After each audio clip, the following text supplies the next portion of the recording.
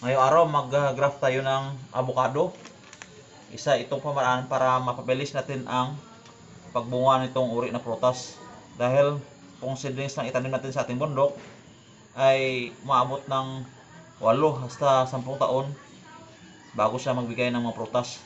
Pero kung i-graft natin ito, 3.5 taon ay magbigay na siya ng mga produkto. So paano ba ang diskarte?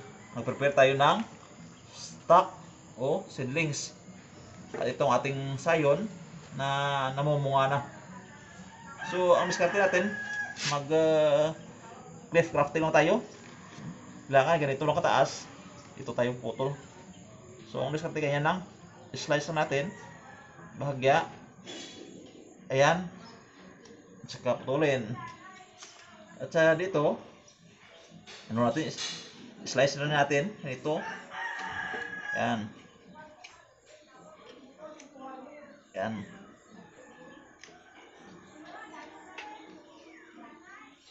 Saka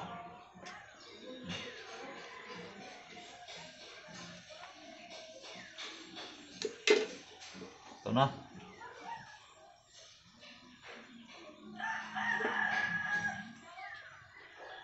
Kailangan magkasing laki itong ating sayon at saka stock para fit siya.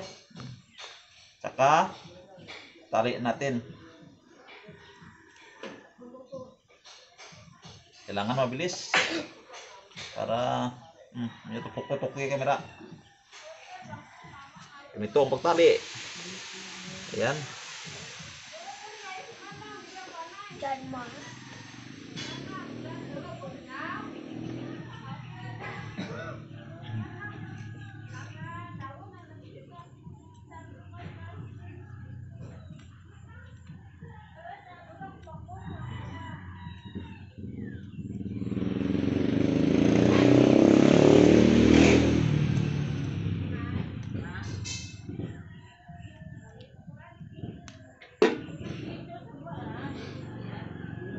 So ganyan lang.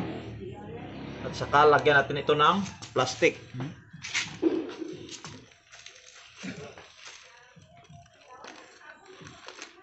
Tingnan natin ang resulta pagkatapos ng isang buwan. Kung tutubo na ba ito o mag-sprout ng kanyang mga bulb.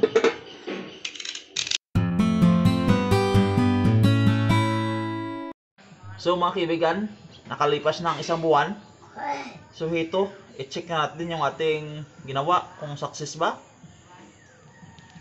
Yehey! Success na, tumubo yung ating grafted avocado. Ayan, sumingil na. Mahaba na. Ayan. So, ang isang piraso nito ay naghahalaga ng 300 pesos. At tingnan nyo ang diskarte natin, in-slice natin ito sa taas. Parang ang purpose nito ay hindi mag-transpiration.